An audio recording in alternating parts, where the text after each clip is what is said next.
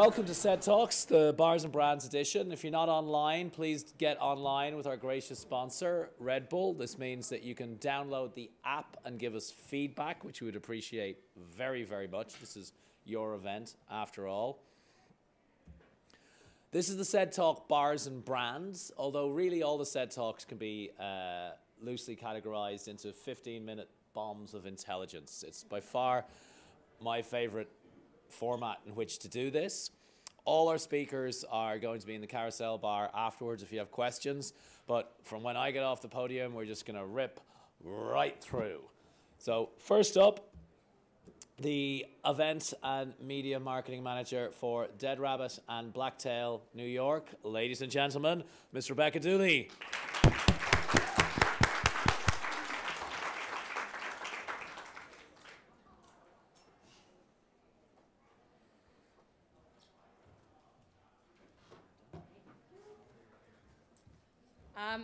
Hi guys. If I look slightly terrified, it's probably because I am. Thank you all for being here. You can hear.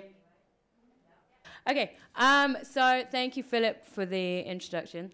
My name is Rebekkah. That's what it says there and here. And I am going to talk to you a bit about marketing and something called the tipping point. So the idea of how we as brands, bars and individuals can influence how people drink, create cocktail cultures and trends, which I know, I'm pretty sure that most bartenders hate being asked about, like what's the next drinking trend going to be, but it is a thing. So have you guys heard of the phrase, the tipping point? So it's something that was created in the 1960s by a sociologist called Morton Grodins, which is probably the most difficult name to pronounce, and expanded upon by a Nobel Prize winner called Thomas Schilling in 1972, and popularized in 2000 in Malcolm Gladwell's book, The Tipping Point. So the way he defines it is the moment of critical mass, the threshold, the boiling point. The book seeks to explain and describe the mysterious sociological changes that mark everyday life and influence how we behave. So what does that have to do with bars, alcohol, and brands? So the phrase is widely used to explain things like mass immigration, epidemics, riots, revolutions. How do we apply that to cocktail culture?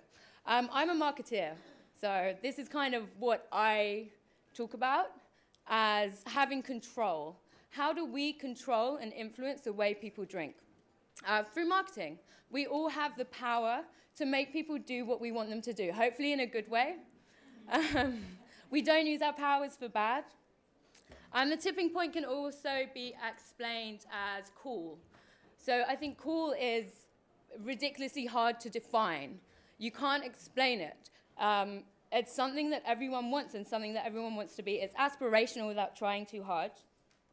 It invokes desire and longing without saying anything. How do you make cool? As a marketeer, your job is to control how people behave. What you put out is designed to control how they react. And most people who work in marketing are control freaks. And why does this matter? There are two key concepts in marketing, in creating drinking trends and trying to reach the tipping point. So trying to create a cocktail culture, influence the decisions that people make. And one of those is brand identity.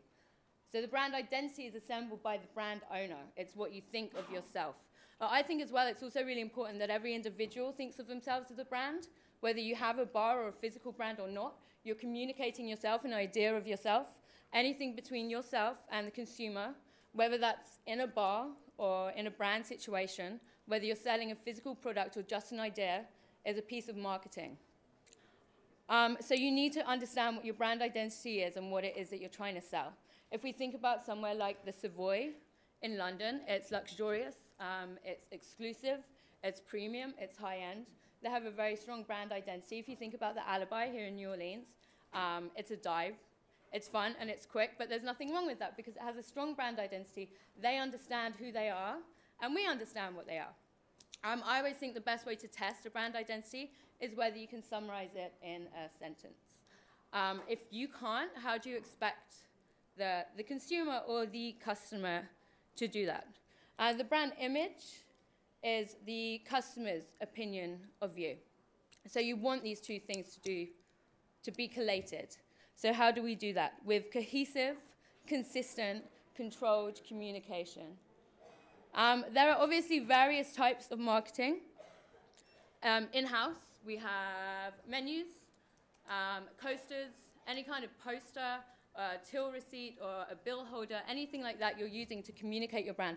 The way that your staff speak to customers is a piece of marketing. Online, social media. So harnessing that and making sure your brand identity and your brand image are the same thing. Sorry, excuse me. Now, sometimes, in the tipping point, a thing that Malcolm Gladwell talks about is external forces. So obviously, we can't control things like sociological, economical, political changes that influence the way people drink, but we can control the things that we do. So a huge example of this would be during Prohibition and the resulting speakeasies. Again, something that we can't control, but we can make note of the way that people influenced to do certain things, behave in certain ways because of the political situation around them. And that's a tipping point. That's politics shaping a drinking trend and creating a cocktail culture. Where do people drink during a recession? It's different to where they drink in an economic boom. They need escapism and fun, but they reject anything ostentatious. So neighborhood bars are going to thrive where somewhere luxurious might not. As Gladwell explains it, ideas and products and messages and behaviors spread like viruses do, which I think is the best way to explain the tipping point. So as a marketeer or as any brand, using what you communicate with the guest to control the way that they react to try and create a cocktail culture or a cocktail trend and influence the decisions that people make. I think that fell really short. I'm sorry, I got really nervous. But I'm going to say thank you, guys.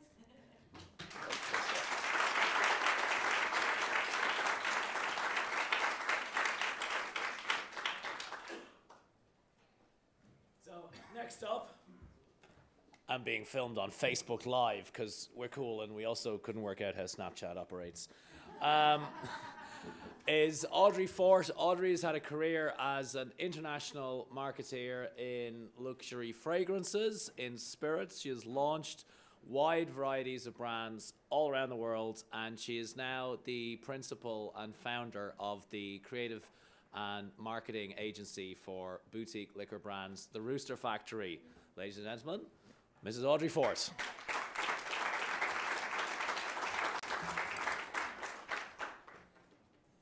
Get your name tag. There we go. Give Rebekkah back her phone. Hi everybody, how are you? I hope you're less nervous than I am. And I've just learned that actually, I'm going to use my very sexy voice. It's not because I've been partying, all the past 3 days, but just, dragging a cold, from New York. Okay, so let's do it. Let me just see actually if I still can use it. Yes, thank you.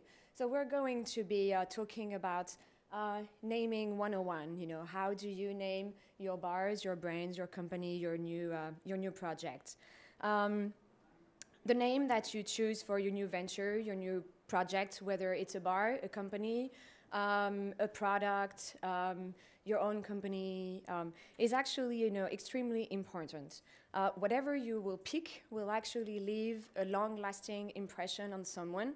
It will leave, it will create associations, in people's mind. It will create connections. And you have only one chance, actually, to make a good impression.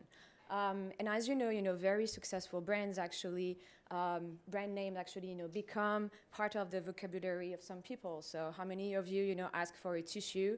How many of you, ask for a Kleenex? That's a very good example. The naming process, it's just not, you're, waking up one day and, oh, I've got this great idea. There's actually, a whole process, going through that. And I'm going to try to explain you how to do it. So first of all, you need to determine very precisely, what are your goals? Depending, if you're opening a bar, what is the message that you want to convey? What is the positioning of your bar? If you're creating a product, do you want this product to be perceived as very funny? Do you want this product to be perceived as serious? So you need to make sure, about what are your criteria? What do you want to convey, through this name? Think also about the future. If you already have, a line of products or a line of bars, do you want them to coexist under an umbrella name, or do you want them to be very different? Always have, one step ahead in your mind, because you never know. Success, may just knock on your door, and you may just expand, your business. And then you start, brainstorming. So brainstorming, there are a lot of different ways to do it. My only advice is that just, model over, as many names as possible. Like generate, plenty of names. Even, if you think that after the third one, you get the good one, it's never the good one. So, just, do it as many as possible. And you have actually, this kind of grid, that can help you. You can go, I won't go into that, but you will have actually a presentation afterwards. But, first of all, just put on the paper, all your ideas. And then once, you have exhausted, your own creativity, just go through that, and see if, for instance, if your brand, is associated with a particular location or a particular area. Just, go through, something linked with the geography. Is my brand, has to be linked with a specific era? Is my name has to be very descriptive, for instance? Do you want your name to be descriptive to explain what your company or what your bar is about? Or do you want to link it, with something, mythological? So just, take again, this list and see where actually you can anchor your story. Once you've done that, you may or you may not actually, want to, look through internet. You have all these different tools, that actually can help you generate names. You have a whole thing here. I did actually a test for you. Oops, it's actually not showing up. Anyway, so, you have, this funny tool, Wordoid, and I tapped bars, into it, and it just came up, with a lot of different very silly names, something that really, is not applicable to a real business. So, this big red sign here is just to tell you that don't use that. You're more way clever, than what actually the silly tools, can give you. So just forget about it, don't lose time, and just, use your brain.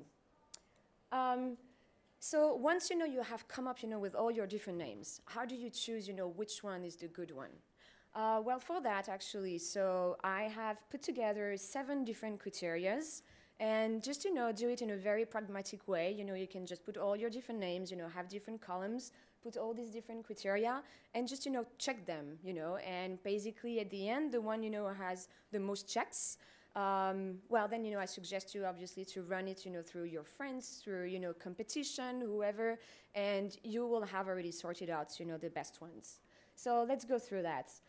The first one, availability, protectability. I think this is probably the first one. Just, make sure that the name that you came up with is available. There are, I think it's about 99.9% of the English dictionary is already, registered as domain name. So, just try to be creative with that.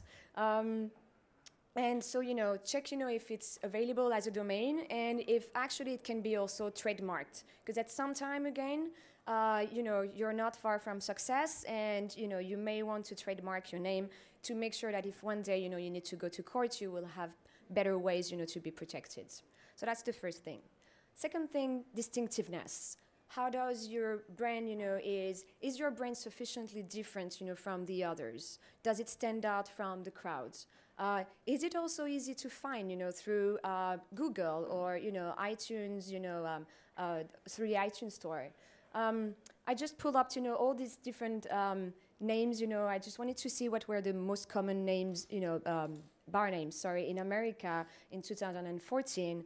Interestingly enough, you have a lot of Poorhouse, the Bar Office. it's all very nice, but let's imagine that one of your customers is having a fantastic time in your bar, and he wants to leave a positive comment, because who cares about the negative comments? But how can you make sure that he's actually leaving a good comment on your own Facebook page or on your own website if you have the same name as all the others? Or actually, we have a case over there, with a dead rabbit. Yes, of course, dead rabbit is in New York, it's not in Iceland, right? So just trademark your name. Relevance. Is your name relevant? Is it, consistent, with the story? Is it consistent, with your product offering?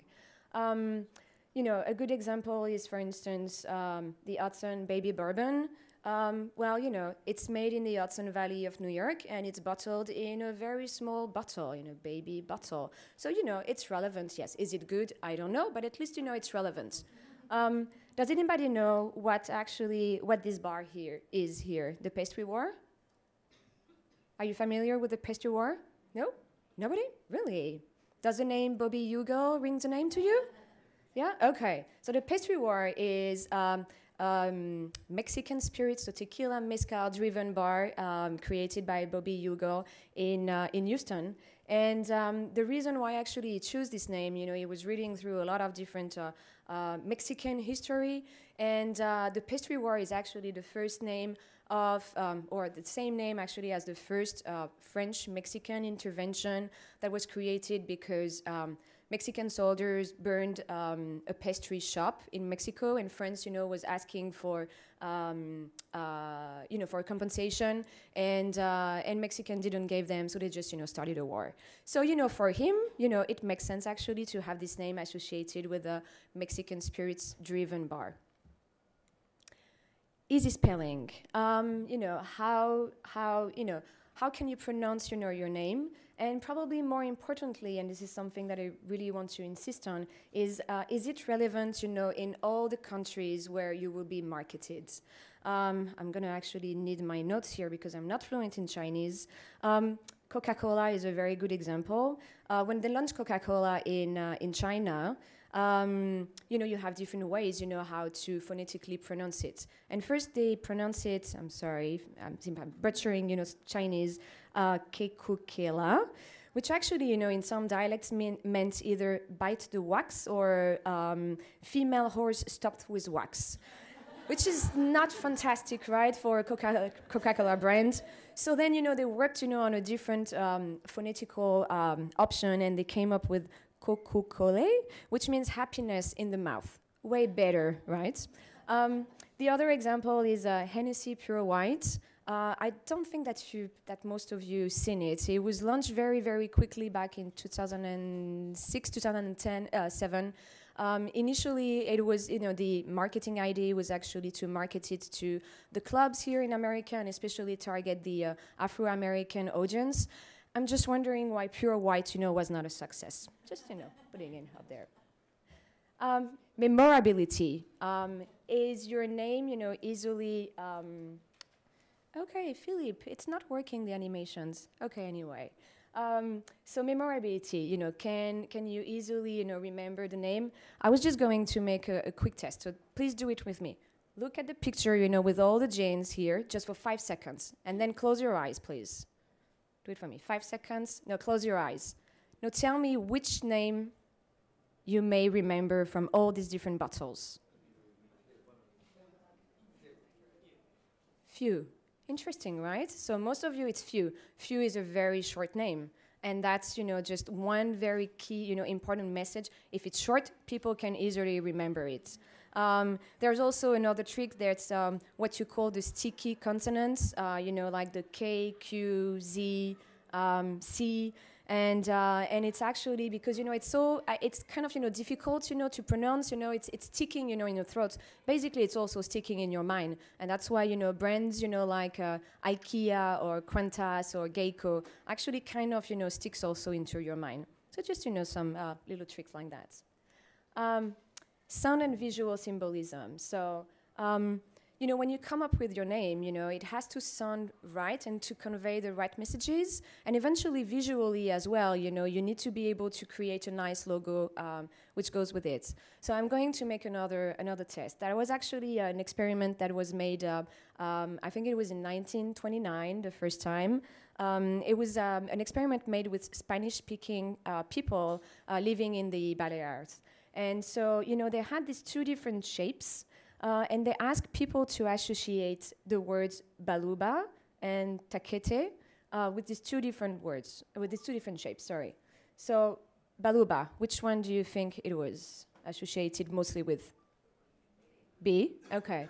Then they did another experiment in 2001 with a different audience, this time, you know, with Tamil speakers in India and American college students.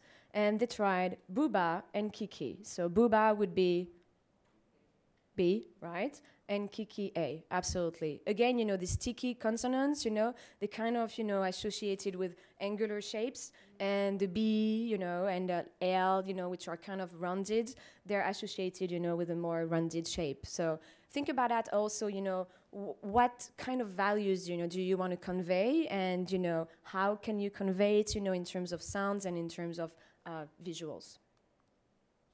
Latent association. Does your name, you know, could your name be associated with something that either, you know, can be positive or negative? And in that particular case, you know, I mean, even if you don't speak French, you know, when you see here, you know, these bottles of wine, and I will actually pronounce it the right way, you know, in French, vin de merde, it exactly says what it is. So I think, you know, it's very provocative. It means just shitty wine. And just to make sure, you know, there's, you know, a bee, you know, a fly, you know, flying around, it's really bad, really, really bad. And if it's, you know, if it's provocative, I suppose it is, then, you know, it's very well made.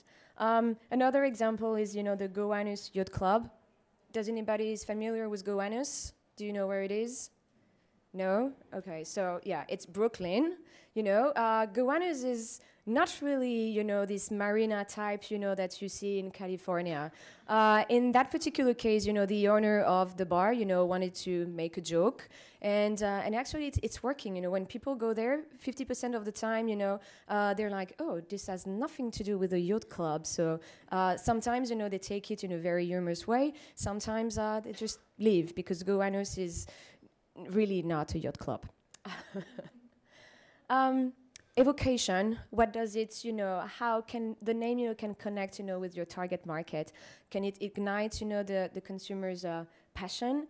Death & Co., for instance, you know, Speakeasy in New York, they feature primarily pre-prohibition drinks. And so, you know, they wanted to find something that was fully relevant and was, you know, evocating this era.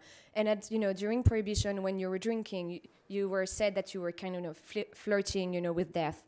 And they found, you know, this very nice plaque, you know, where it was written, you know, Death and Company, and it just clicked on, you know, so they kept it. And then extendability. Again, you know, think about the future, you know, when you decide, you know, on your name, maybe, you know, it's for a specific product, but maybe then, you know, you will enlarge, you know, your catalog, your portfolio. So can your name already include, you know, some potential development? This is, you know, this example is actually an American importer of, they started actually as a wine importer, Domaine Select Wine Estate. And then, you know, 5 years after, you know, they developed a spirits division, and then they had to move to Domaine Select Wine and Spirits. So just, you know, think about that, you know, in the future. Don't think about a brand name that is too narrow. Think, you know, how it can evolve, you know, through time. And then, you know, at the end, once, you know, you've went through all these different criteria, test your name, you know, go to a bar, gather, you know, with friends, with competitors, you know, with your family, just run, you know, all these numbers and just ask them, you know, what they think about it, you know, how does that, you know, clink, you know, with them. And finally, protect it, you know, whether through, you know, a trademark, a copyright, or a registered mark. Just, you know, think about, again, the future, you know, protect your name, and you're good to go. And I think I'm right on time, right? Perfect. Thank you.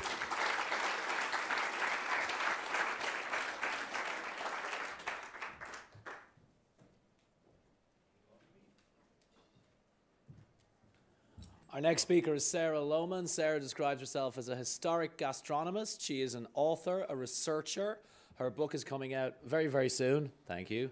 8 Flavors That Shaped American History. And here to talk about something not entirely unrelated to where several of the speakers today live, Sarah Lohman.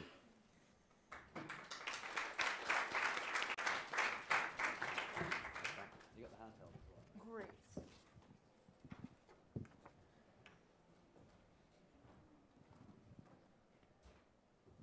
All right. Clock's ticking. Hi, everyone. How many of you have had a spirit that's distilled in Brooklyn? Great. What have you had? Just shout them out. Rum, Brooklyn. Brooklyn? You've had Brooklyn distilled. Rum, gin, any brands that you remember? Vodka?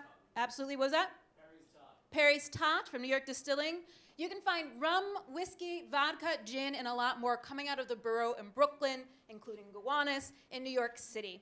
And I remember, actually I should give you my social media whatsits. Here I am. I'm at 4 Pounds Flour. Hashtag for this talk is Distilling BK. Hashtag for the conference, if you don't know already, TOTC2016. I first heard about this distillery founded in Brooklyn that was advertising itself as the oldest continuously operating distillery in Brooklyn. And the joke was that this distillery, the Kings County Distilling, was founded in 2010. And their claim is still factual. This is a photo from them. They are, in fact, the oldest continually operating distillery in New York City. So I am a historic gastronomist. I spend a lot of time thinking about what people in the past ate and drank. And so I got really intrigued by, yes, this oldest distillery, but where have the distilleries been? This idea of, well, how could this be the oldest just coming about in 2010? What had changed that allowed this shift to happen? And now it's really remarkable how many distilleries there are, not just in Brooklyn, but all over New York State. So this is Brooklyn in 1766. That little red dot there is the oldest distillery that's known of in Brooklyn. There was one founded earlier when New York was New Amsterdam in Staten Island.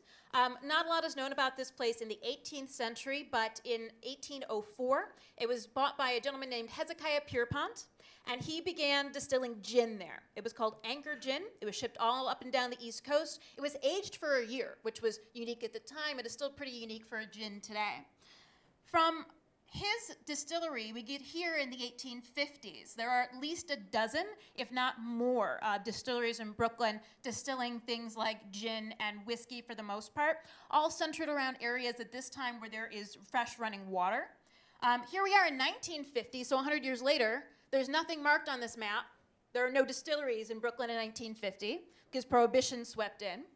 But here we are in 2016, and this map is not even entirely accurate. I'm sure there are distilleries that I don't know about, but we're back to numbers that we haven't seen in now coming up on 200 years.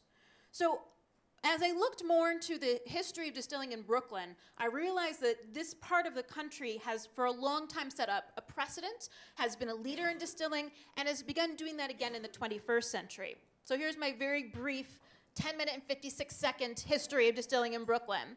So we're going to really focus on 1851. There were a lot of distilleries in the area at this time.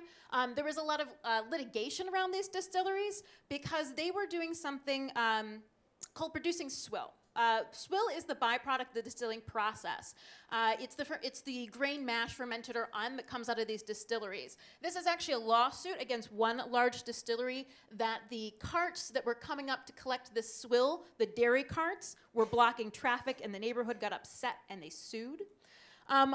This SWILL was being sold as a byproduct to distilleries. It represented about half of the profits of a lot of distilleries, and it created a huge problem in New York City in terms of the milk supply. There were dairies and distilleries in Brooklyn starting in the 1840s that were operating together. This byproduct was being sold to the dairies and fed to the cows, and the result was what was called swill milk. This is a swill milk cow. He's not looking too good. The diet was unhealthy for them. It was a grain-based as opposed to a grass-based diet. Antibiotics didn't exist, which is how we treat cows on grain-based diets today. So they were ill. They were in overcrowded conditions. They were in dirty conditions. Bovine tuberculosis is spreading really rampantly, which is one of the many things wrong with this cow. And he's also got sores on his hide from laying in his own waste. This was appearing in newspapers starting in the 1840s all through the 19th century. This milk came from these cows and was so poor that when the cows were milked, it came out thin and bluish, and then was often adulterated to make it look like healthy milk with the addition of flour or plaster and even dye at some point. A third of the city's milk in the 19th century is this milk. This is cows being inoculated against tuberculosis. You place a piece of the lung of an infected cow into the tail of another cow, which saves them from TB, but their tails rot off. Here are people straining, not pasteurizing the milk, and it's going to the city. So this is giving a bad name both to the milk production in the city, but also to the distillers themselves. And these, again and again and again, this comes up in the newspapers, but nothing is really done about it until the Pure Food and Drug Act of 1906. So we see over 60 years of this problem of these unregulated distilleries and food refineries too. And in 1912 is when we finally pasteurized milk too. So there's also, even though New York had a huge distilling and brewing culture, particularly Brooklyn, it also set precedence in the fact that it was an overcrowded place that was just trying to figure out how to live, and often had some messy results. Something else that's affecting distilling in the 19th century is the temperance movement, which at a place like Tales in the Cocktail probably doesn't have the warmest reception when I talk about them. But I like to give them a fair shake, because when they start picking up steam in the 1820s, 30s, and 40s, the average American was drinking about 5 times as much alcohol per capita as we do today, Tales and Cocktail included. I know that's amazing. And at the time, mostly it was men that were drinking. So if we're talking that every person was drinking about 5 gallons of distilled spirits a year, women and children weren't drinking that much. So we're talking about men at that time drinking a lot more. However, I do like to look at this chart that came out in the first part of the 19th century, and I often wonder at what step I am on this pathway. I think earlier I was at step 5, the somewhat attained, jolly companions, a certified drunkard. I might be now slipping towards poverty and disease by 3 p.m. in the afternoon. So the temperance movement picks up steam in the 19th century. They're also leading into, ironically, the excise tax. This law was put into place to fund the Civil War. It was the first law that successfully taxed the production and sale of alcohol. I compare it to, imagine if someone started baking, charging you a tax for baking cookies today. And every time you bake 2 dozen cookies, you owe the government $1. You'd probably be pretty pissed. And in fact, Brooklyn was, because the tax was as high as $2 per gallon of whiskey produced, which, considering that the average rent at that time is $10 a month, that's a lot of money. In a lot of ways, this is called, what is being coined today as criminalizing the hustle. Because a lot of people who were working class immigrants were distilling alcohol to make ends meet, to make sure they paid the rent. Particularly in this neighborhood here, this is Vinegar Hill. It was a densely populated Irish neighborhood. And the people here were making a sort of rumski. They were taking molasses from sugar refineries on the East River, mixing it with grain, fermenting it, distilling it, and selling it. In 1862, this new tax that requires distillers to register and pay taxes now criminalizes something that they had been doing to make money. So even though there's a rural history of distilling in terms of you use it to take grain and put it through a process that makes it more valuable and preserves it, that's really a lot of the reason we started distilling. We were also doing something similar in an urban environment that was now illegal. Brooklynites were so mad, they rioted. In 1869, a militia of actually largely German Americans came and put down the riot, which became known as the Whiskey Wars. They seized 13 stills. I love the drawing of the still in the middle of this, who seems like he's riding just as hard as everyone else in the neighborhood. But there's a pretty amazing account of all the antics that were going on, where people were dodging the police, dodging the militiamen, stealing the stills back, and then we're going to people's homes and doing this. Then we have Prohibition. So even though the government was collecting millions of dollars in taxes from alcohol by the early 20th century, the temperance movement was just as strong. The conservative politics were more powerful, and Prohibition and the Volstead Act kicks in 1919, and all that beautiful whiskey gets poured into the street. When it's finally repealed, not only have we lost a lot of aged spirits, but also as we're getting into World War II, importation is very difficult. So in the middle of the 20th century, we're drinking a lot of vodka and very little else. There's more to it than that, though. Distilling licenses were so expensive post-Prohibition that only the big companies could get back into the business. In fact, until about 15 years ago, it cost $50,000 a year to get a distilling license in New York State. That finally starts to change in 2002. We did it for wine.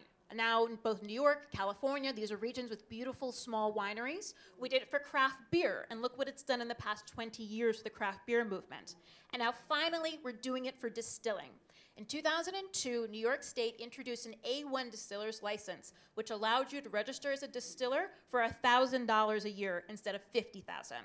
There were limitations on how much you could produce, but those limitations are now being expanded, as well as other things are added, like you can have not just a tasting room, but actually a bar attached to your distillery. So they're continuing to shape and change these laws.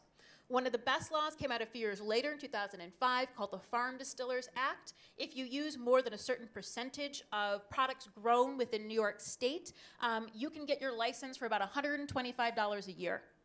So this is really important, and it has really shaped the landscape of New York. This is the Brooklyn Spirits Trail in terms of all of the distilleries that are opening up in, now not by running water, but in areas that are pretty largely industrial, where you can get a big space for a fairly cheap rent. A few of them is the one I mentioned before, Kings County. They are generally a whiskey distillery, and they started with moonshine, because again, to have a 30-year whiskey, you have to have 30 years. So they've been founded in 2010, so we're just finally seeing some aged products. Colin, the co-founder of Kings County, is signing his books right now in the lobby. So if you're curious to learn more about his business in Brooklyn, please go shake his hand. He is just the sweetest man. We also have Brooklyn Gin, also founded in 2010. They were distilling a little bit upstate, which some of the laws allow too, that you can be a craft distiller partnered with a bigger distiller. Industry City is amazing to take a tour of. They are a vodka distillery. I didn't think I liked vodka or cared about it until I went and visited them. And they're revolutionizing the way in which we distill. This is using the molecular gastronomy technique of, you know, those little fancy pearls that were popular about a decade ago. They're putting yeast in that and using that to ferment, and they're able to reuse their mash again and again and again. And so are creating less waste by fermenting their vodka this way. There's also Van Brunt, which as far as I know is the only place making a rum in Brooklyn right now, and they're in the Red Hook neighborhood. And there's also New York Distilling, which was one of the co-founders of the Brooklyn Brewery, is making the Perry's Tot, and also one of my favorite, the Rock and Rye, which is based on Cherry Bounce, an 18th century drink. It's rye whiskey, rock sugar, and it's macerated with cherries. It's really good. So this is one of the many websites that's working to try to legalize home distilling. We can make wine at home, we can brew at home. It is not yet legal to distill at home. Now, to be fair, there is some difficulty in that distilling is more difficult and more dangerous than these other processes. You can make things explode. However, if you want to learn to be a distiller yourself, which in some ways is a natural progression from cocktailing to infusing to let's make the alcohol, you either have to get a job with one of the major distilleries or you got a moonshine. So it's the idea of distilling at home is still criminalized, which is limiting the opportunities for people to learn this trade and open up their own businesses. So do a little Googling. The Hobby Distillers Association is one of the major lobbyists of Congress to try to get these laws changed that would allow people to distill at home. Because right now, if you buy a still, you're going on a government list, and you will get letters that they know you have that still. This is me, 4 Pound Flour Historic Gastronomy. I do, in fact, have a book coming out December 6th, 8 Flavors, The Untold Story of American Cuisine, looking at the 8 most popular flavors in American food, looking at why they're popular, where they came from, the chemistry about them, and how they're used. Simon & Schuster, but it's in pre-sale right now, so you could just get your phones out and check it out on Amazon. Thank you so much, everyone. I appreciate your time.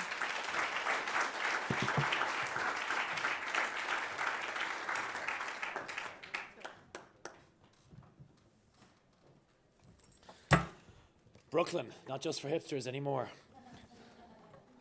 I have have to confess, I've actually seen something that gave me a hint of what this talk would be like a few years ago in Canada. Our next speaker, all the way from Tel Aviv in Israel, one of the most remarkable thinkers about some of the most important issues in our industry, Mr. Oron Lerner.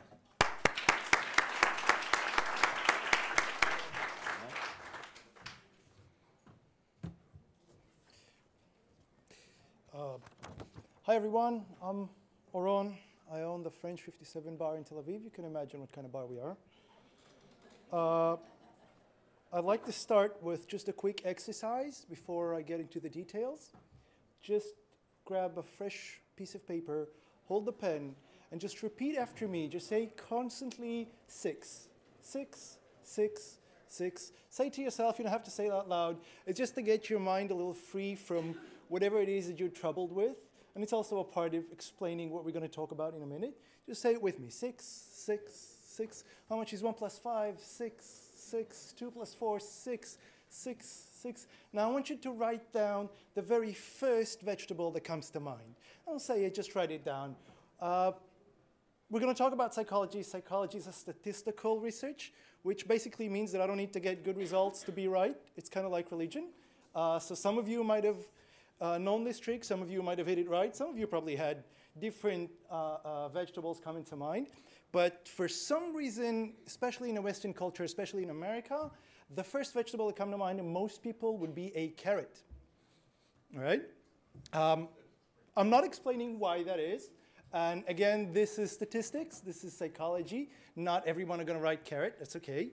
For example, Freud would say that the Irish are immune to psychology. So there's no way you can actually do that. Make it work. So what this is it's called the saliency heuristics.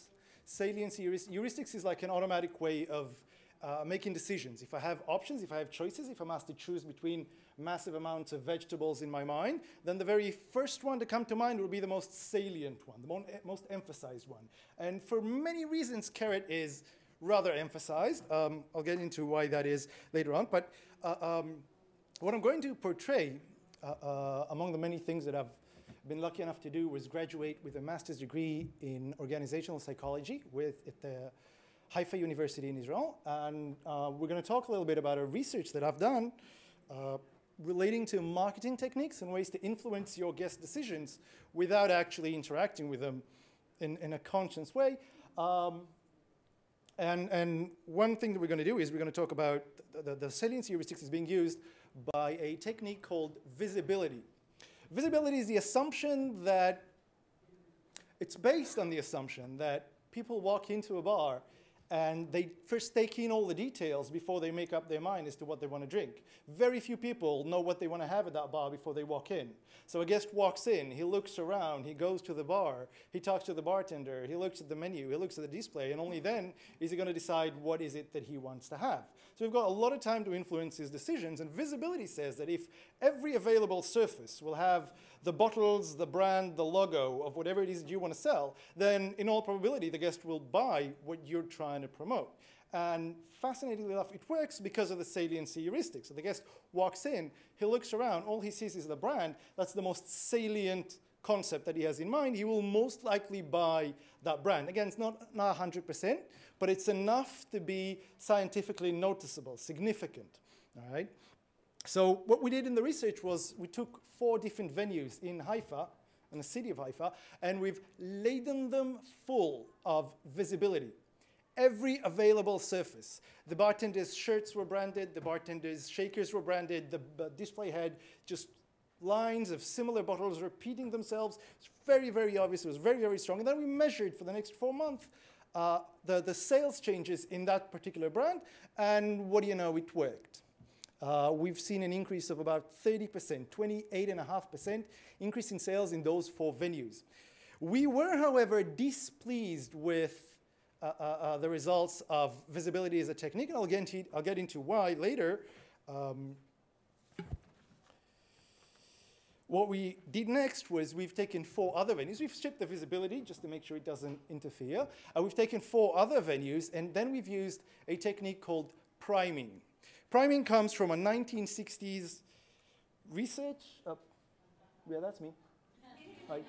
sorry, from a 1960s research on just these kind of decisions, where we had 2 test groups. Each was shown one of these images, the image on the right or the image on the left. They were asked to look at these images for 10 seconds and then write down the first 10 words that come to mind. The fascinating thing was the differences between the groups. The group who were looking at the image on the right had about 6 times more words related to birds and aviation than the group on the left. This is because they were primed into aviation. If you look at the picture on the right, in the tree bark, it is embedded a picture that looks like a bird. It isn't obvious. It isn't necessarily registered. It isn't necessarily a part of what you'd talk about. If you'd look at this, you'd say, this is just a bark. It's just a tree bark.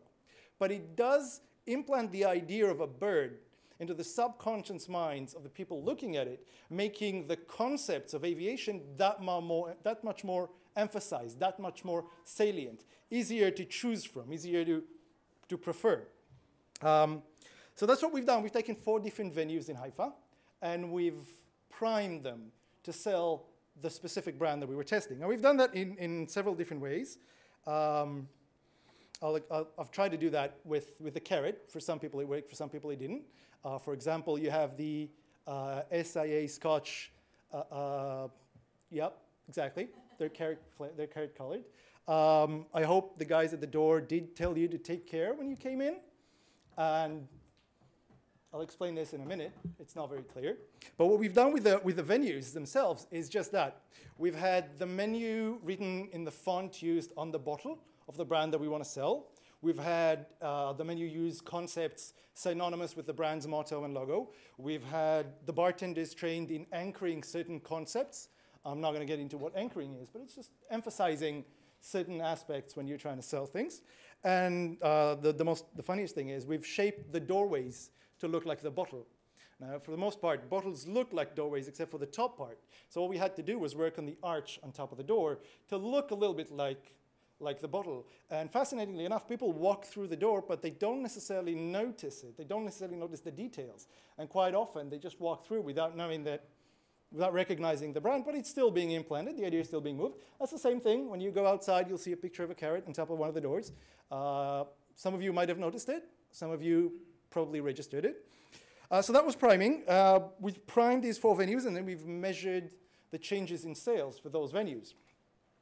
We've seen an increase. It was working wonderfully well. It was slightly less than the visibility. It was 22.3% increase in sales average on those 4 venues.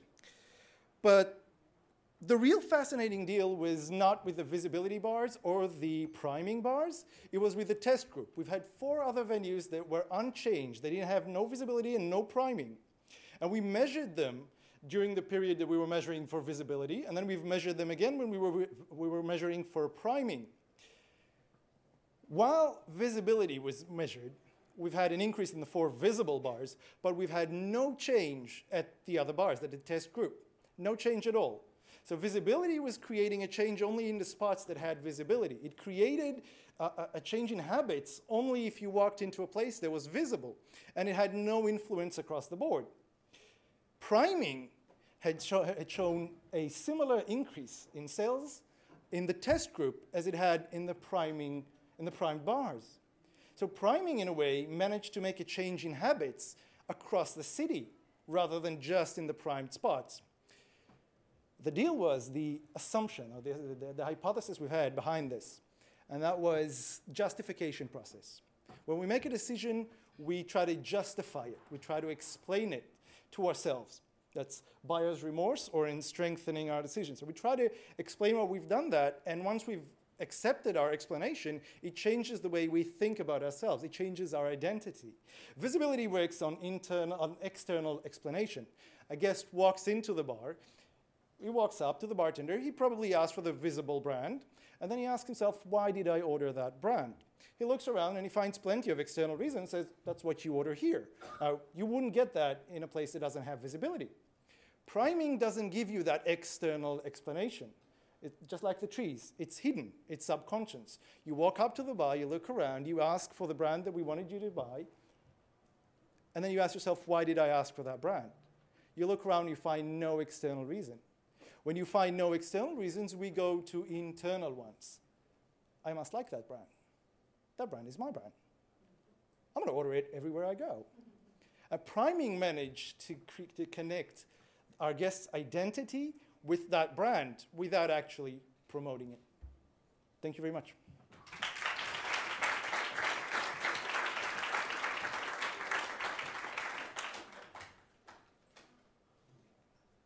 So now that Oron has screwed with our heads, and we're going to be on the lookout for a carrot, not just there, but everywhere. I suspect he's primed the entire hotel. Our next speaker is one of Boston's foremost bartenders, a mainstay of the multi-award-winning Eastern Standard Bar. And when I asked her of her many achievements, how would you like to be introduced, Naomi Levy just said, bartender. Ladies and gentlemen, bartender Naomi Levy.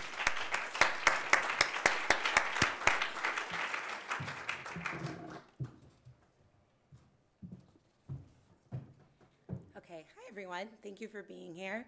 I am losing my voice because of the parties, not because I am sick, actually. So,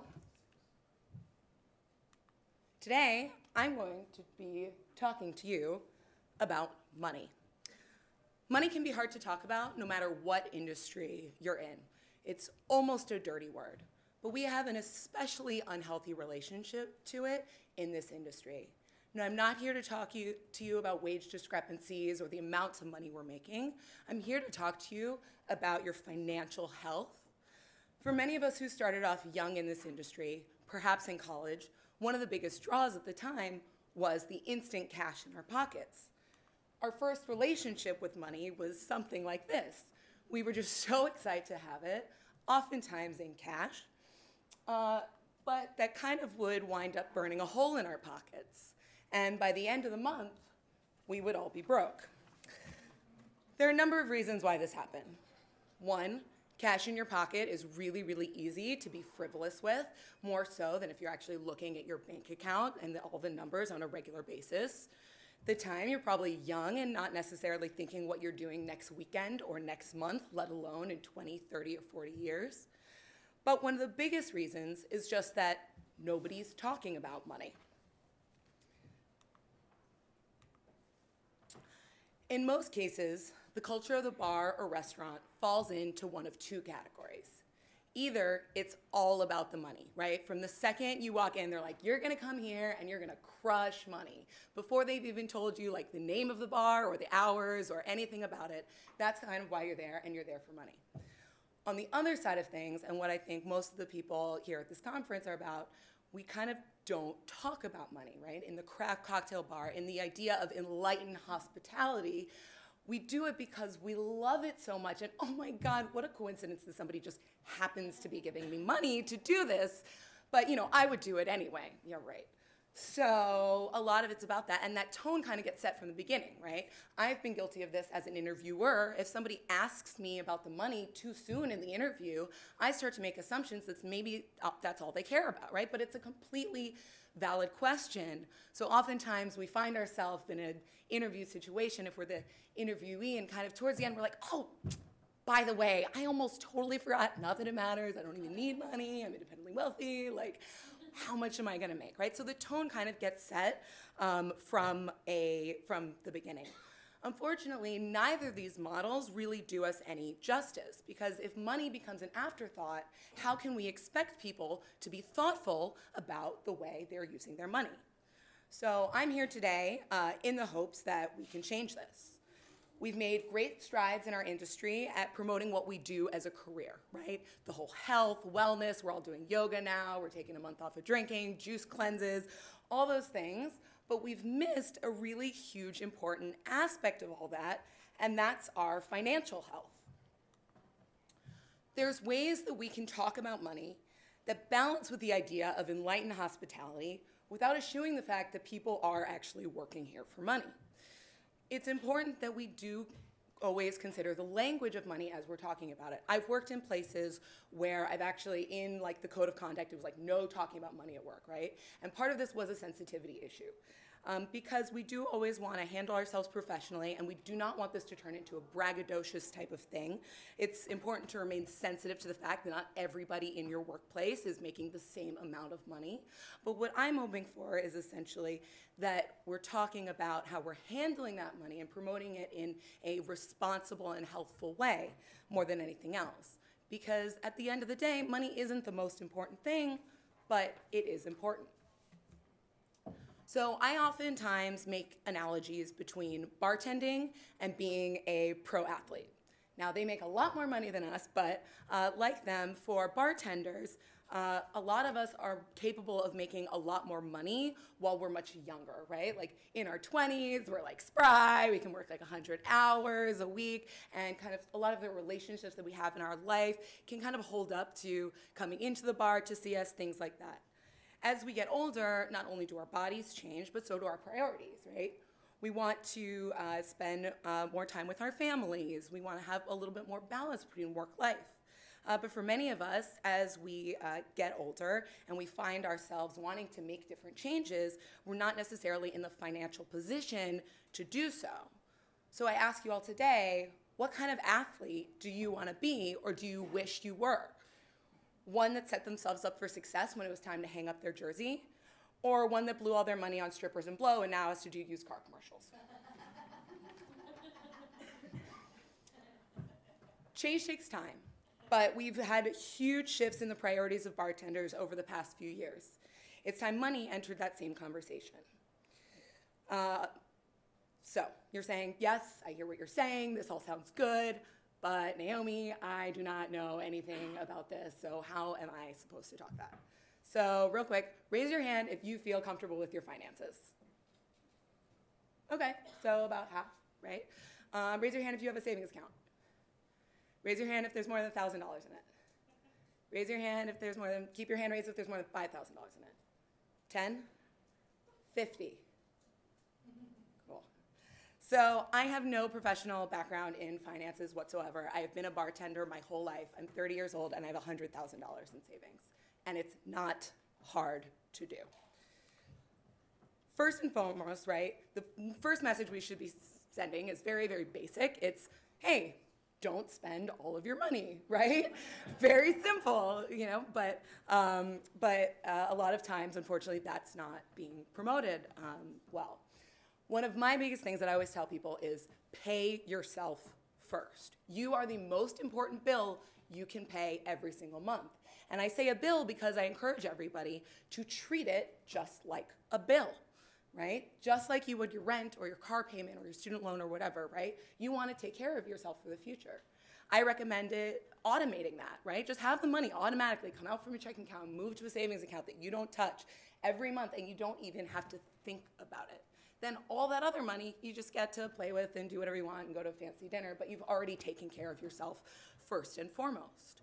So you've saved all this money, so you told people to save money, but what are they supposed to do with this money they saved, right? Because it doesn't really do much if it's just sitting there and not doing anything. So there's kind of two goals that you can have. There's your short-term goals, right, which would be, I want to save up some money to go to Italy or buy a Meehan knife roll or whatever that might be, right? And then there are your long-term goals. And the long-term goals are the ones that we're really, really thinking ahead. We're really talking kind of about retirement. So I do encourage everybody to open a retirement account. If there's like anything I can't ingrain into each and every person that might not have a retirement account today, is to open it today. And I always recommend a Roth IRA. IRA stands for an individual retirement account. It's accessible to all of us. For those of you that might have heard 401k, it's another type of retirement account, but it's only available through an employer usually. But anyone can open a Roth IRA. There is a maximum contribution of $5,500 a year that you can put into it. What's great about the Roth IRA is though you are still taxed on that money when you put it in, like this year, anything you earn on it in interest and dividends is not taxed later when you go to take it out. You can take money out that you had contributed in for any reason. You can take more money out if you're buying a first-time home. So there's a lot of flexibility with the account, so that's why I really love to recommend it to people. There's so many great online resources as well in terms of that will kind of handle it for you, because stocks and bonds and ETAs and all that, like to me, that's still, I don't fully understand. But how did this skip? All right. You know, it can certainly get confusing, but a lot of things will kind of either automate it for you by you saying how risk averse or you want to be. Betterment.com is great for something that gets more managed on a regular basis that costs low amounts of money. But just to kind of tell you how important this is, if you open a Roth IRA when you're 30 years old and you max it out every year, when you're 65, you will have put in of your own money $175,000. You will have in that account $750,000. Now, if you had opened that Roth instead when you were 20, you would have $1.5 million by the time you were 65. That's double, right? I cannot express how important it is to try and get ahead of this. Get every 18-year-old bar back that comes and work in your bar to open an IRA, because if they open it when they're 18, by the time they're 72, they will have $2.5 million just by putting $5,000 away a year, which sounds like a decent chunk of change, but it's only about $100 a week. For most bartenders, that's half a shift.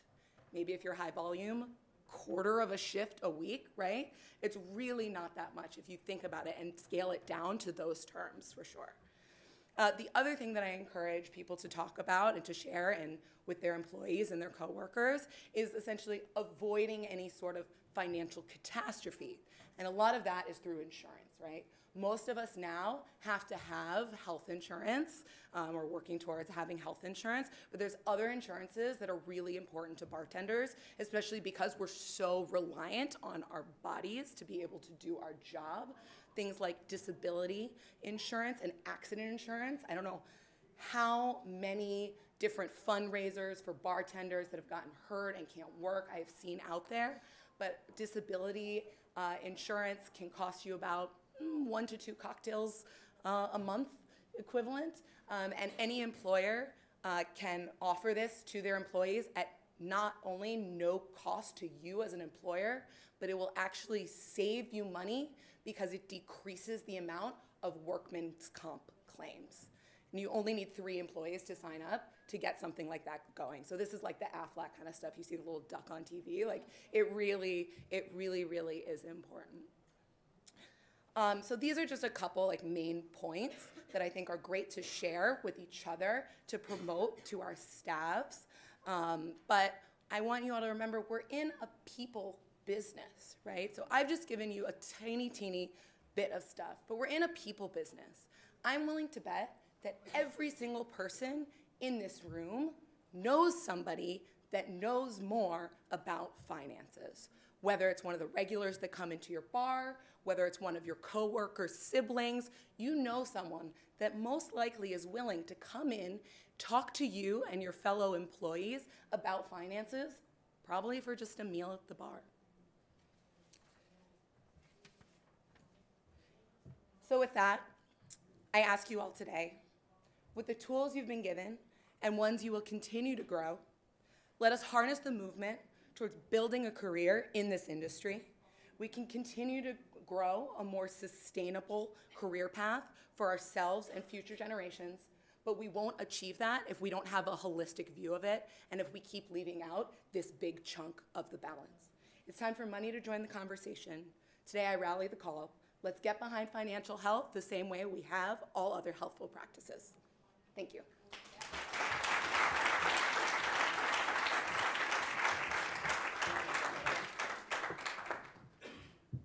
So now that we all feel absolutely awful about our own retirement planning, that was really stupendous. It's never too soon to start that. I wish I had.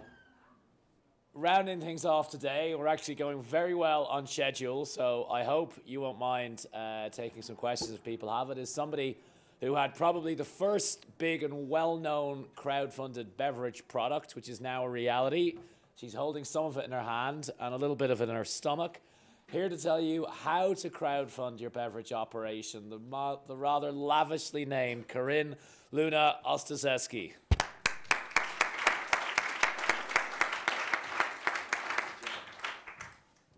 let me just set this up.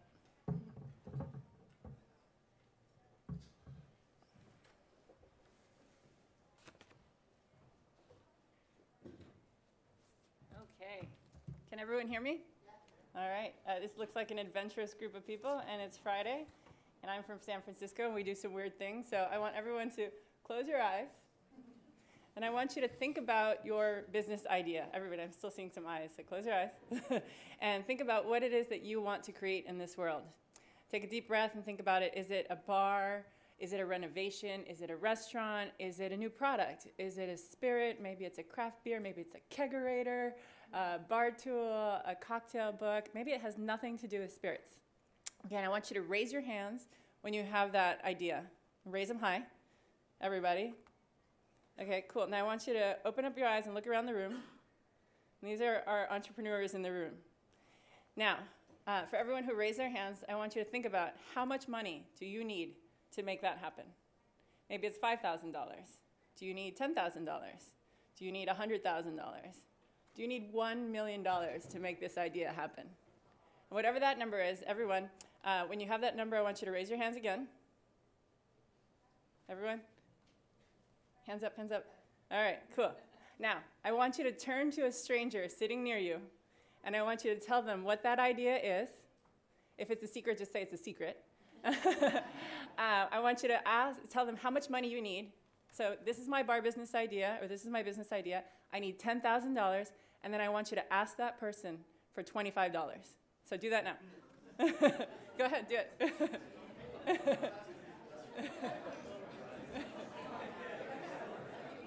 Yeah, you can do it.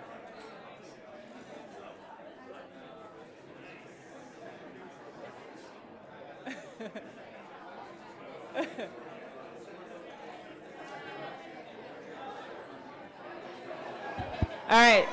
Okay. Thanks, everybody. Congratulations. You've just participated in your very own crowdfunding experiment.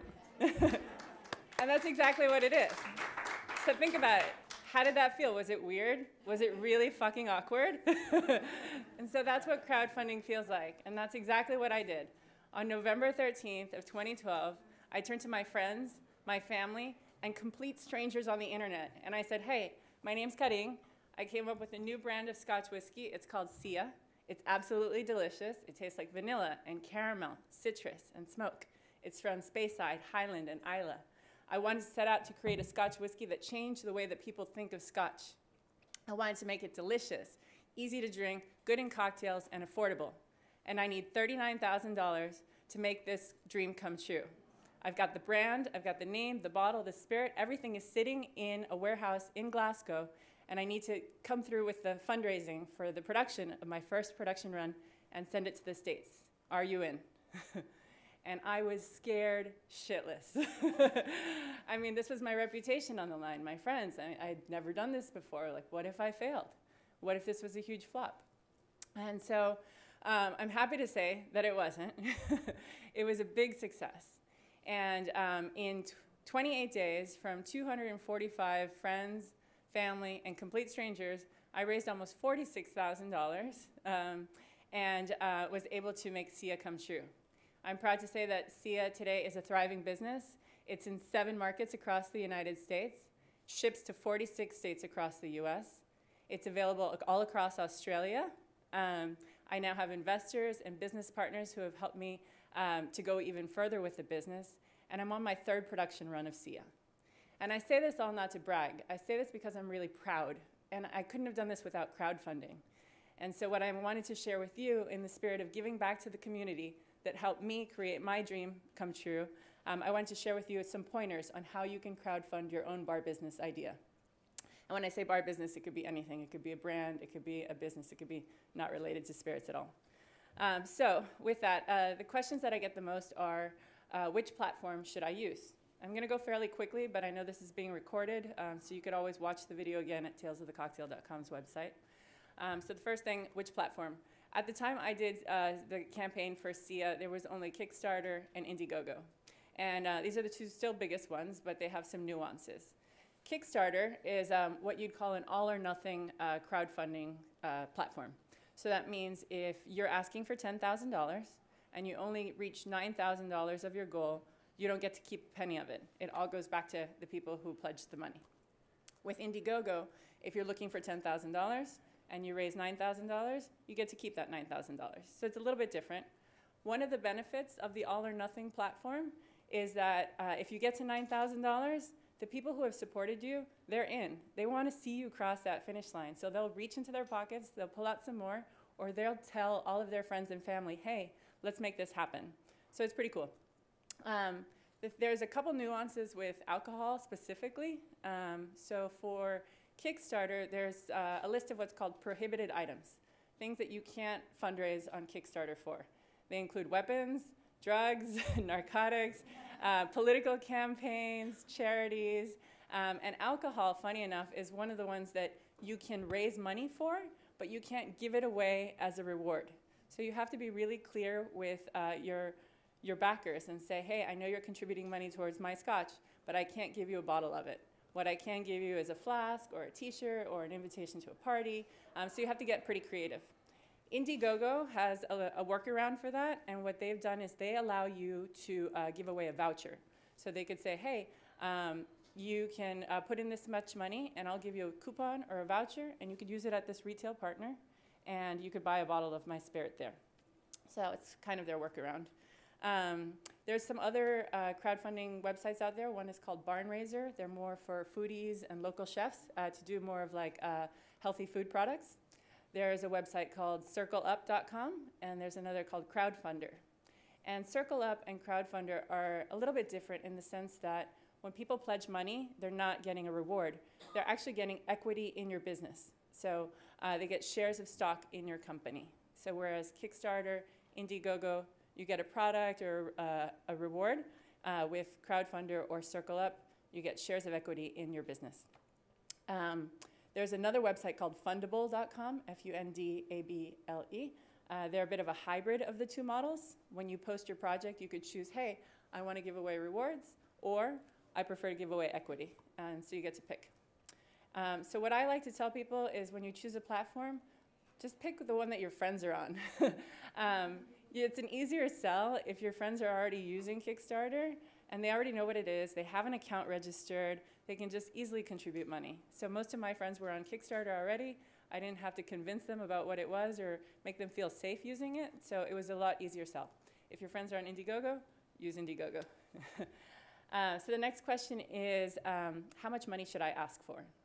And this is a little bit of a tricky one, but I always tell people, what is the bare minimum that you need for your idea? So think about, okay, my business is going to cost this much to create. These are all of my expenses. And then you're going to add a couple of different points. You're going to add fees. So each of those platforms I just mentioned, they work on a fee structure.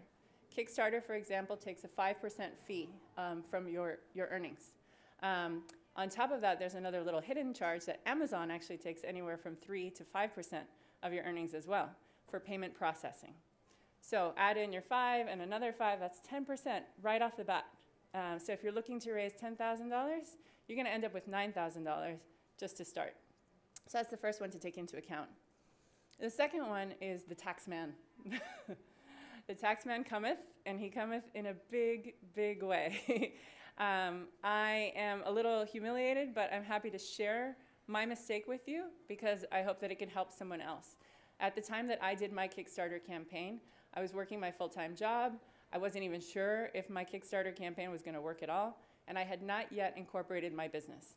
And that was a big mistake because the money that I earned that calendar year came through as personal income. And we just talked about money, so very important. So what that meant was my high salary at the time, plus the Kickstarter money put me into a different tax bracket than I was before, and I had to pay a pretty big hefty fee to Uncle Sam. So that's a word to the wise. Incorporate, set up your business, and keep your church and state separate so that when the money comes in, it's safe. And then the last one is think about your rewards. Your rewards are physical products most of the time. They're going to cost you money. So factor in how much that's going to cost. Factor in the design and the pre-production costs as well. And don't forget about shipping because that also adds up. So for something like, say I did a flask, my flask including shipping might be $15. If I gave this away at a $25 reward, I'm basically just left with $10 minus the fees, minus the taxes. So what was a $25 pledge now becomes a lot less. So really think about what your rewards are going to be. And I'll get into that in a second. The next one that I wanted to talk about is your description. You've all seen crowdfunding websites and you've seen projects. What's really important is the description and the video. Now this is where you get to tell your story, right? You've got passion, you've been working on this for so long, you want to share it with the world, and this is how it can really shine. You want it to be short and sweet and concise, because the reality is, hey, nobody reads on the internet anymore, right? We want to watch a video. So make sure that your video is very professionally done. Now this says a lot about you. If you're going to film this on your iPhone and edit it on some stupid app, and you make a shitty video, what does that say about your product? If you make a shitty video, you're going to have a shitty product. So why should I give you money? So spend money, invest in a professional videographer, practice, rehearse, make sure that your message comes through, but also that it shows your personality. This is your dream, your project. You're sharing it with the world, and you want to tell everybody about it. So they should see your excitement. If you get nervous on camera like I am, have a shot of whiskey. If you watch my video, I'm wasted. But it helped me calm down, and it really helped to give the message across, I think. And now it's forever in internet history. So also make sure, and this is also something that I learned along the way, that your video, you get your core message across in the first minute. Kickstarter gives you some really cool tools about where people are dropping off in your video. I made a 4-minute video. I put all the good stuff at the end because I thought, people are going to sit through and watch the end of this video. And I was super wrong. So most people dropped off after 1 minute of viewing the video, even if they had contributed money. So that was a lesson learned to me, and one that I can share is in the beginning of the video, say who you are, who your team is, what you've done, why you're excited about this, how much you need, and what you're going to use it for. And then you can elaborate some more and talk about it in the rest of the video, but make sure you get all the good stuff in the beginning. So the next part is rewards. So rewards are things that people get in exchange for contributing money. I did things like a flask, I did a t-shirt. Because I couldn't give away alcohol as a reward per se, what I did was I threw a party in San Francisco, and I threw one in New York, a lunch party where people could try SIA, they could have it in cocktails, they could take home a goodie bag with a sample, and that's how I got around that. And then at the higher levels, I got pretty creative, and you start to think, well, you gotta use what you have. And what I had at the time was I was living in an illegal, pretty cool loft in San Francisco. I probably shouldn't say that on film. And I said, well, I could rent this out for parties. So 3 completely different strangers threw parties in my house in exchange for $1,000. And then I threw what I called a moonshot. I put a reward level for $10,000. And I thought, if somebody doesn't put it in, maybe I'll put that in so that I can get to the all or nothing funding. And I sat down Thanksgiving dinner, and when I got up from Thanksgiving dinner, $10,000 new dollars had arrived, and I thought, what just happened? It turns out it was one person, and it was a friend of a friend that a friend had forwarded the story to. He's a big Scotch fan, he has a lot of money, and he thought getting his name printed on 1,000 labels of SIA would be really cool, and so that's exactly what happened. He got his name printed on 1,000 labels and turned out to be a really big customer and bought 100 bottles as holiday gifts for his employees and for his friends that season. So I guess the lesson there is just throw it out there, because you never know. Dream big, something might hit, and don't be afraid for that. So then the next part I wanted to talk about is research, and this is super boring. It's not sexy, but it has to happen. You're going to research 3 things, and you're going to research the hell out of them. The first is, who do you know? You're going to go through your contact list, your Gmail list, your Hotmail list, everybody you've ever met, that dusty stack of business cards that you collected at Tails. You're going to go through pretty much everyone you've ever worked with, LinkedIn, and you're going to collect their email addresses, and you're going to think, who's going to give me a pledge, or who might give me a pledge? And don't second guess it. Some people might. And you're going to send them 3 emails. And your first email is going to be, hi, it's me. I know we haven't talked in a while. I just want to see what you're up to and let you know what I'm doing. And I want to let you know that I'm going to be working on a Kickstarter campaign for this business idea, and it's launching in a month, and I'd love your support. And if you can't support me financially, I'd really appreciate it if you could tell your friends and family on social media about it. thank you. And then the second email is going to be, hey, it's me again. Remember when I told you about that business idea I was working on? Well, it just launched. And here's a link for it where you can contribute. And if you can't contribute, here's a link for it for social media to tell your friends and family. And then the third email you're going to send is thank you. Thank you for your contribution. We're now at 45% of our goal. And here's a link so you can tell your friends and your family on social media. So we're starting to see a trend, right? So that's your contacts research. The second one is the media and the press. And you have to think about, well, who is my target audience? It's better to get a hit on a very niche website that it's a die-hard group of your community than it is a blip on a big publication. So if you're making a bird feeder and you've got like a crazy bird feeder blog that somebody wrote about and there's 40 people that love bird feeders, then write to them. It doesn't matter if you get a hit on the Huffington Post, nobody gives a shit. They're not going to contribute to your bird feeder project. So do some research on the journalists you want to get in touch with. See what stories they've written about, see their tone, see what's interesting to them, and craft your pitch to them. Make it easy for them, give them photos that are professionally shot, give them a link to your video, give them obviously a link to the crowdfunding campaign, and tell them why it's important for their readers. It's not enough in this day and age that it's a crowdfunding campaign. I mean, back in 2012, it was interesting and unique, but now everybody's done it. So it really has to be about your story and why that's important. And then the last bit of information to research is the platform.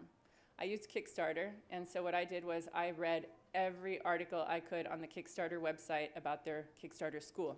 It gave good information about how to do it, including one really interesting bit. I know we talked about the tipping point. There's a tipping point in crowdfunding, and that's 30%.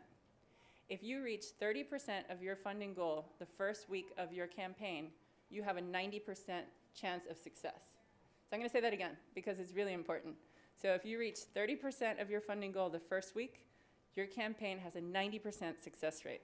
And why that's important is that you want to get your friends and family in early.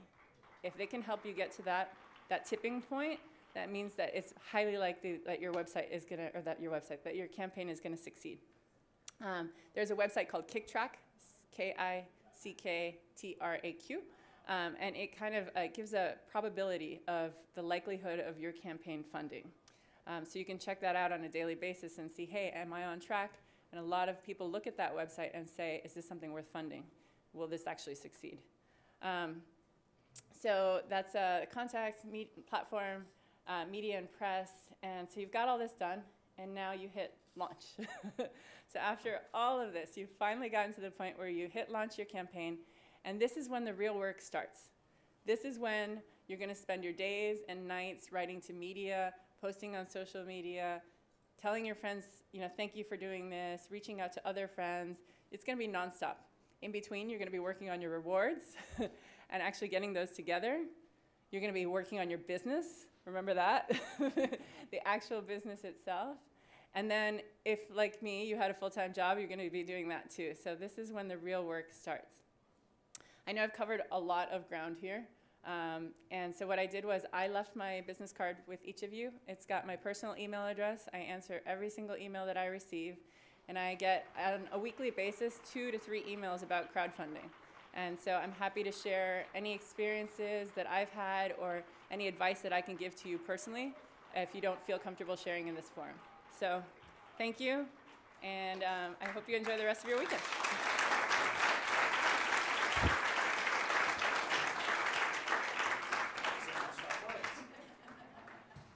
SED Talks. Thank you all very much. This has been videos. It's going to be available on tales365.com.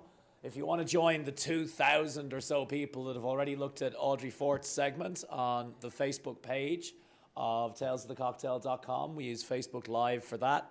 I hope you're enjoying Tales. I've got brilliant news for you. Apparently it's not raining now. I know. We've got one more day of seminars, but now, of course, it's time to go out and enjoy all the fine parties tonight and all the excellent bars and restaurants in New Orleans. See you tomorrow. Thank you.